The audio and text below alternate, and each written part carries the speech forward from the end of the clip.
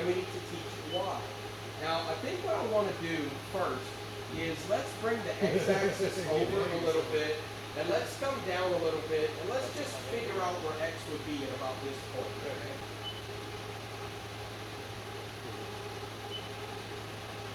That looks pretty good to me. So I would like my probe to hit this corner and this corner in the process we're about to do.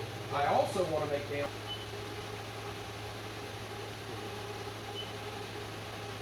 That looks pretty good, I'm sure, though. That it's a nice hot spot that it doesn't hit my clamp, right? Let's go to the positions page. And we would go to the operator's positions page, but we're already there. Let's origin Z. By pushing the origin button, it's to the right of the zero return button. There it is. Exactly. So now you know zero. Right. So let's just come somewhere over here in front of the block.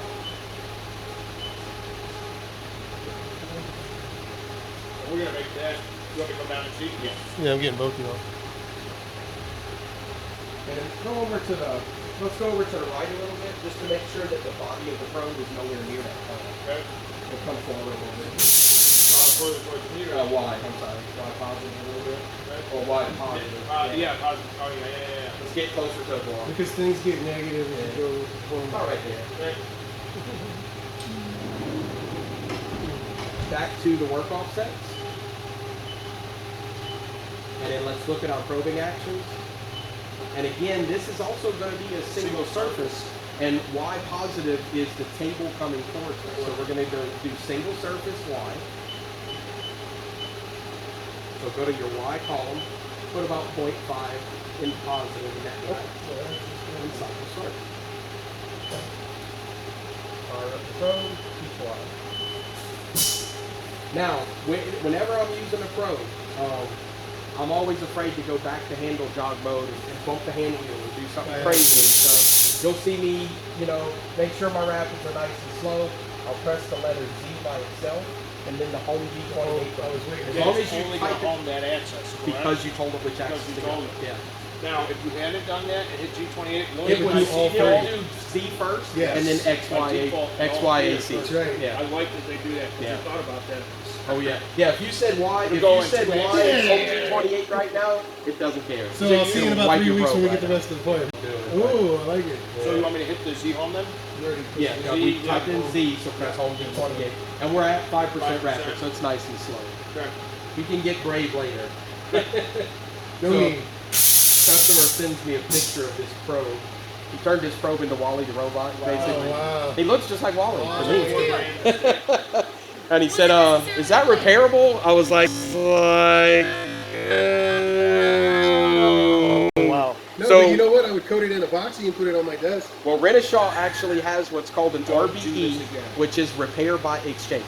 Oh. So that's about a $4,000 probe. Yeah. The RBE is about $1,000. It's about a quarter of that. And all they do, they send you a brand new probe. You send them what's left in the box, even if it's just the ring. That's okay. And that's it. How much is it?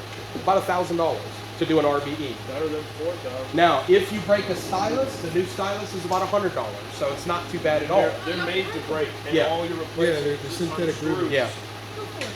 So 90% of the time, if you actually accidentally dial into something, you'll probably break the stylus, not break the body of the probe. That's the good news. Exactly. Now, the number one way to cause what I just showed you, specifically measured the distance we wanted. We knew we wanted exactly 3.3 inches. A guy types in negative 33 inches. Yeah. So instead of, the machine never sees the stylus, right? It only sees the body right on the part. It crunches the body. That's how that kind of stuff happens. So, with that being said, every single probing cycle that we'll run that you'll see, the probing system knows exactly when it's supposed to touch something and when it is not supposed to touch something. You'll notice during that X web that the probe is on the entire time. The measurement cycle, or the G31 that it runs, is only when it physically touches the part. The rest of the time, it's actually using what's called a G65 P98 10 protective move. And it's moving where you're telling it to go, but if it hits something, it stops in alarm. Now, what I saw when you pull up those automated programs, once it sees a loading freeze, it's using macros to calculate all of that. That's correct. It's all macros. What you notice is the motor has to use more. Yeah, you're filling in macro variables. It's like, Yeah, and you know, as you continue to get more and more comfortable with the machine, you might decide that that's the next step you want to take is more advanced probing sequences, right? Okay. So you were asking, can I use the probe to square this guy up? The answer is absolutely yes. Radius You can is touch two surfaces along X and have it tweak C and teach that as your C0. You can measure before you start a part. You can measure after a part. So if I had a critical part, but it was production, I wanted to be super careful that my Use a operator verify function. put the part right in there. I could literally just create a G60, a P9810 protected move to turn on the probe, sweep across the part, and if it P98 doesn't is touch protected. anything, Okay. then run the part. But if the guy put the part in the vise wrong and now it's high, P98 and it alarm actually out. trips it, it'll alarm out and say, let you hey, know I hit something's something. not right. Exactly. We should do that a lot. Well, the other thing So you have to cut. So we came in with the probe first, and this was a VF4 with a pallet chamber. So we had Okay. two separate pallets, 16 parts per pallet, and we would reprobe all of the XY zeros for each part, and we would cut it. Then we would measure each slot. If the slot was too narrow, it would fix your diameter offset, it would call the tool back up, and it would fix the part. If the slot was too wide, it would switch to a center drill, and it would scribe an X on the top Yeah, of the to part. kill it. So the only thing the operator had to know is if it's got an X, it's a bad part. And then if it fails the same part in the same station twice, it shuts the cell down and says, dude, I just killed it on station 29 twice. Something's going on. We need to check something the that you need to program. troubleshoot now. Yeah. What the hell's Exactly. that? Okay. But See, it was I like a that you blast can to use do it that. to check yourself along the way. Yeah. Now, can you incorporate those moves in Mastercam programs? Yes. So Mastercam has a probing plug-in, and it is a Renishaw probing plug-in. Check yourself along the way. Yeah. Now, can you incorporate those moves in Mastercam programs? Yes. So Mastercam has a probing plug-in, and it is a Renishaw probing plug-in. I don't know. It's something you can add. I haven't been up on the programming side. I've just been Aaron? trying to get this whole place built. Do one more quick thing while I'm thinking about it. shit. I'm gonna set us back up for that. That I was like, what is she- X-Web. The only reason why I'm gonna do this is I want to show you guys just one quick example of measuring a part. So I knew where it's at. I feel like it's been a lot because of that. there's no freaking No, way I to stop don't it. think Over there. Yeah, it looks phenomenal. So we went from Z0 to 3.3 inches up. We didn't program that in there, did we? No. What did he say?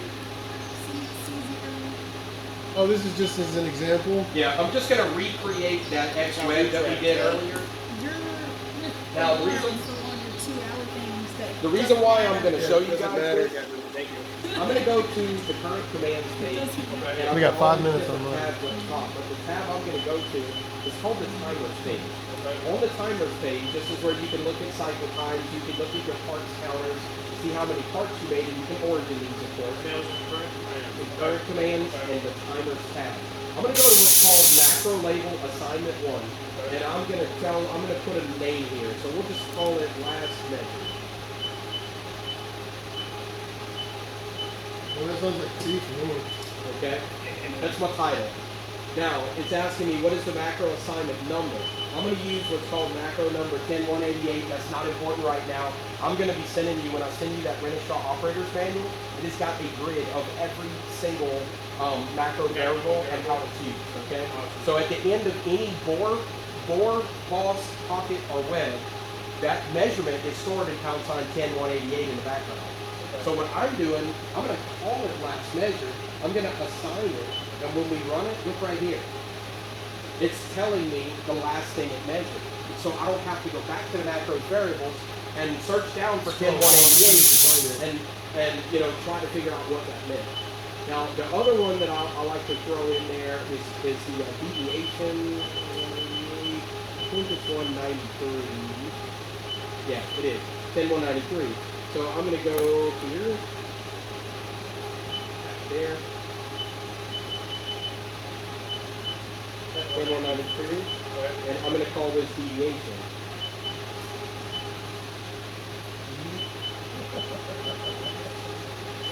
Okay? Now, the reason why I like to do that, we're going to run this pocket one more time. So I'm going to go to the offset page, work offsets, probing actions, or web, I'm sorry, the web action. It's WebEx. WebEx. Again, we're going to tell it that our X was 5 inches. We're going to tell it our Z was minus 3.3, and we're not going to make any movements along the E axis, right? 25%. Now when you use that web, it's always in the center, right? Yeah. You want to have it sit in. Correct. Yeah, so if we did a web Y, we'd probably position the machine off to the side here, and we'd do it as a web Y. We're going to talk about art something as well. So you don't have to know the code, obviously, but you'll notice that these comments in parentheses is just telling us what we wanted to do, and then this is the actual code that runs the code. G65, P9995 is telling it to run program number. 9995. Work shift is 54.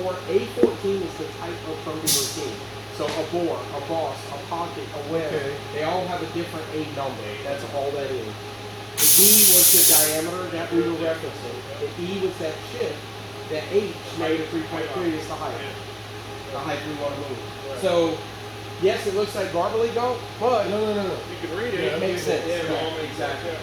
So if I want to get rid of this stuff, also just while I'm thinking about it, if you press erase program on MDI, it'll just nuke what's in the And there's MDI. like an undo function, right? Yeah. That's what I There's thought. a button that literally does Yeah. that work? Yeah. No, that's- undo will not work if you delete something. That's the only thing. Yeah. Okay. Now undo will work is if I'm editing a program, for example, Put in the wrong number. I could go to this S500 and I could type in S600 and alter, which changes it. I could type in an S500 and insert it if I wanted it after something. Or I could say, whoops, I didn't really want that. Undo and undo again, and it goes back to how that is. It'll remember up to 9 undos. People have asked me for more than 9, and I tell them if you Jeez, messed that's up too many. 9 times in a row, Yeah. you probably want to Take it back regather. to the office. Yes. Yeah, Regroup. maybe you should be doing this. This graphic that we set up here, now we can see that the last thing that it measured is 4.916. We thought it was 5 inches. It's actually 4.916. It's the perfect dimension. That makes the deviation 83.5 thousandths. Okay. So the deviation is how much does it differ from where what you thought it was going to be. Okay. Now you can utilize that. Correct. You can utilize that deviation to your advantage, or you can utilize the size to your advantage. If I was actually measuring this guy, what I would have done, that the value that actually set the G54, that W54, I would have taken it away. If you take it away, it still runs the cycle, but it doesn't reteach the G54 location. Because if I'm measuring something, maybe I'm just trying to measure it. Maybe I'm not trying to change the G54 location. So you take the W out, it still runs the same cycle, and then when you're finished, you can say if pound sign 10193 is greater than negative 83, positive 83, whatever you want it to be, then cause an alarm, which is called a pound sign 3000 alarm. So there's just infinite things you can do, and everything I'm talking about is going to be in that operator's manual. Yes, it's not an easy read, but it's got a lot. It's incredible what you We can can do. practice those guys, Yeah, you know. exactly. Because I have a program for notes. The number one thing that it took me a while to get used to, like I said, the difference between the different planes: construction plane, tool plane, and tool path plane. It's because a lot of times when you're using the DWO, the tool path plane is going to be the top plane all the time. It's never going to change. So your tool plane might change. So this would be, if this is the top of my part in Mastercam, right? Then that means my construction plane is top, my tool path plane is top, my tool plane is top. But then as soon as I go here, then everything is the same plane except for the tool plane, because the tool plane is now front of the part, not top of the part. Sometimes the way you present the part on the screen in Mastercam, just make sure you got full understanding that it matches how you put it in the machine. Sometimes left becomes right becomes left, C0 becomes C 180 degrees. Yeah, exactly. You could easily have it set up backwards and not even realize it till you get out to the machine and you're like, crap. But like you said, that's where my main concern is. Yeah. Is taking his drawings and converting them. So I do know a lot of Mastercam guys that will take that extra time and actually utilize the machine model too, because you can download the machine model and the Trunnion right on the haascnc.com. You can load it into Mastercam, set up the kinematics, and do a full machine simulation. You absolutely can do that in Mastercam. So how do you, and what is that called? Well, if you go to haascnc.com, just the Haas main website, and you go to the VF4 Super Speed, for instance, That's the name of this machine. and I can show you later online, but there's a little button you press called Technical Documents, and you can download the solid model of the machine right there. That's pretty cool. Machine Yes. with the Trunnion, already taking that into And, account. and you can download the fixture too. So if you buy like the Haas Vice, or you buy a 5th axis Vice from the company 5th Axis, 5TH Axis, I don't know if you've heard of them. Okay. But those kind of guys, they all have downloads of their own Vices. So you can download the machine, place the trunnion in the right location, and then place the Vice in the right location, So and they're place both- the part in the right both location. zip files for Yeah. the machine as well as the Vice. Yeah. And I just wrote them down right next to each And I other. mean, if you do all of that correctly, you can fully verify the machine itself. You'll see if the coolant, you'll see if the P cool gets the trunnion. The reason I do I mean, is it we checks only have everything. 2 machines, Yeah. and this functions completely different Yeah. than this guy does. That guy's going to be a whole nother animal. I'm Exactly. well aware of it. Yeah. We just, like I said, that's what it's doing. And it's using a Windows interface. Yeah. Never touched that. So y'all are using it for like foam prototypes or something, or? So we use it for wood and maybe some aluminum mold coat. Okay. Because that machine's mainly for surfacing. Yeah. It's not. It doesn't do much roughing at all. No. So we're mainly going to do wood over there and aluminum, but the biggest tool you can use over there safely, we're going to 24,000 RPM. Yeah. It's like a 3/4. I was going to say maybe a 3/4. Yeah. That's the biggest. Yeah. You know. Does We're he run on using G code as well? Yes. Sweet. But it uses like MO2 is end of program restart. Yeah. G52. That's actually common on certain machines. Okay, and then G52L 1 through 99 is the work shift offset. Okay. But the way you can set the work shift. It's tilt A and just hit it, rotate C, and you're finished. Yeah, yeah. Simpler moves. It's simpler. Accomplish the same And thing. you can program on this from the hand control. Yeah. And you make the movements by entering, but it There was is, different. It was different. There is, while I'm thinking about it, there are settings related to the how fast the trunnion moves that I want to look at. We're going to actually set right now. Okay. So if I go to the settings page, and I'm just going to go to the main settings page, just the generic settings page to start out with. I know that it's called 4th axis diameter and 5th axis diameter is what I'm looking at. So I'm going to type in 4TH, and I'm going to word search for that. I'm pressing the F1 button. 4th axis diameter comes in. Now what that is a theoretical diameter that we're going to be working on as far as the part fitting in a circle in this direction. Okay. I usually set that on a trunnion about a 10 inch, roughly about a 10 inch diameter. Okay. So if you think about the riser, the vise, the workpiece, it's probably going to fit in about a 10 inch circle. Now, if you feel like A-axis speed rates are going faster than you expect them to, if it sounds like the tool's in a load, you can always make it bigger, which slows down that movement. So what it's doing, you're familiar with lathes and how constant surface footage works. Smaller the part gets, faster the spindle spins. It knows automatically. So what we're doing exactly the same thing.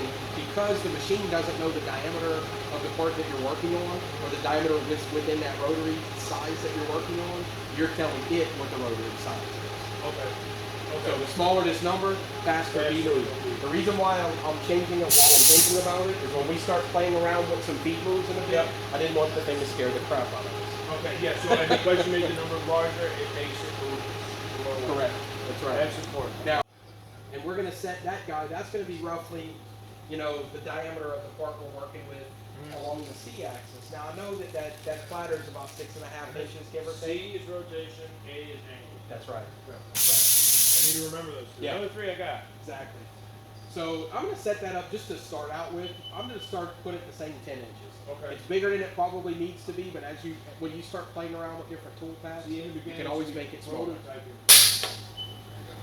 Now, the other thing before we start playing with code is I want to talk a little bit about the fact that I explained to you guys how DWO and how TCPC works. Now I want to show you that it's not magic, okay?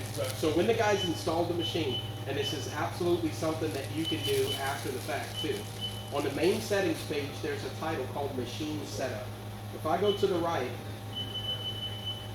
this XYZ for both the master and the slave axis, we set that up during the machine's installation, and it absolutely can be done at any time. We'll talk about that after. It uses the probe. Long story. Okay. It uses the probe and a calibration. So it would be more accurate than Correct. Oh, So this the machine always knows where that center of rotation is, and that's how the math of DWO and TCPC work correctly. Is for the machine to actually know where that center is. Okay. Now we call the A-axis master, and we call the C-axis slave. And I know in today's environment they might not like those terms, but basically what it means is the C-axis is sitting on top of a master axis. Okay. So yes, he can rotate, but where he's actually going, his master is the A-axis, which is making him move around in space. So Okay. center of rotation of the A-axis is your master location. Center of rotation of your C-axis is your slave. Okay. Now So- all of that's done automatically through a probing routine, by the way. Okay. So I love that we got the probe. Yeah. It makes The probe does it all for you. sense. Manually calculating your center of rotation can be a bear sometimes. Now, auto door, of course, you got a button on the side that you can open and close your auto door. You also have an auto door setting. So Okay. if you turn the auto door setting on, every time you press cycle start, it's going to close the doors for you. Every time it gets to an M30 or an MOO or an MO1, it'll open the doors for Can we you. put that on? Yeah.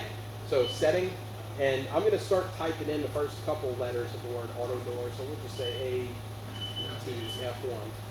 Go to auto door, turn it on. So whenever. So now, even if the door is open, yeah. If I have any type of command, and I'm just going to throw something in here, just so that we'll have some code. If I tell it to wrap it to G90 absolute G53Y0, press cycle start, it's going to close the doors first. It's going to make the move that I tell it to, and then it's going to open the doors. I think, well, it won't open the doors because I didn't put an M30 there. Yeah, exactly. Just so that you'll know how that guy operates. That's pretty nice. Yeah. Okay. So now we're going to talk about some programming. So if our XY0 is right at this point right here, let's just say for an example, we want to take that that 3/4 end mill, tool number 1, and let's say I wanted to make a single pass along these 3 surfaces right here. Yeah, like contour, like. Oh, we could do it that way or 3 separate moves. We'll start out simple. Yeah, sure. Now I know that if I want the end mill to go along these 3 guys, the first thing I'm going to have is A-axis, and I'm just doing this for our own visual, right? Okay. So we'll want A-axis to be at a positive 90 degrees. Okay. We also know that we want the C-axis to end up being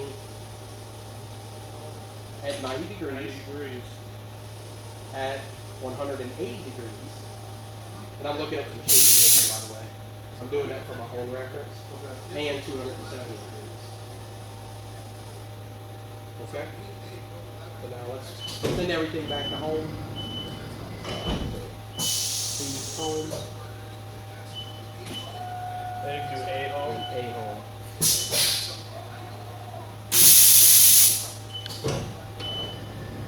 And I'll keep pushing the button. Okay. Okay, so we're going to make a tool change to a blank tool just because when I start playing with programming, I don't like messing around with the code. In Yeah, case I make it I move. get it. There's 2, we talked about making a tool change, so if I wanted tool 1, tool 2, tool 3, I can just type in the T number, MDI, ATC forward or reverse. Let's say I'm looking up at my carousel though, and I'm looking at pocket number 22, Okay. and I see a tool there that I want. I can't remember what tool number it is. You can call up a tool by pocket also. So, for example, if I go to MDI mode and I hit T22 instead of T22, And pocket. it's going to call up that pocket. That's absolutely right. And it'll do a slow tool change because I got it set up as a heavy tool. Okay. Now, in MDI mode, I might want to test out my theory of where I've got my G54 set up. If I do a G0, D90, G54, and notice the sharp cut I just took, X, Y, I know Z's at a nice safe place. I go to a slow rapid.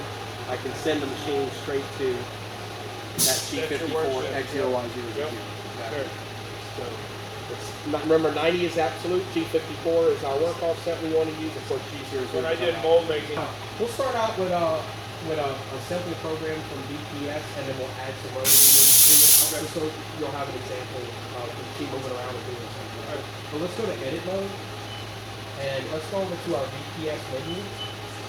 And now we're going to go down into this menu and then this down arrow and then left arrow to go back. You're backing your way out. And keep doing that. You're going to back your way all the way out to this. Yeah, that's good. Keep going. Yeah. So now, remember this. This is your main menu from VPS. And then goes right arrow to open it, which is expanding that tree. Exactly.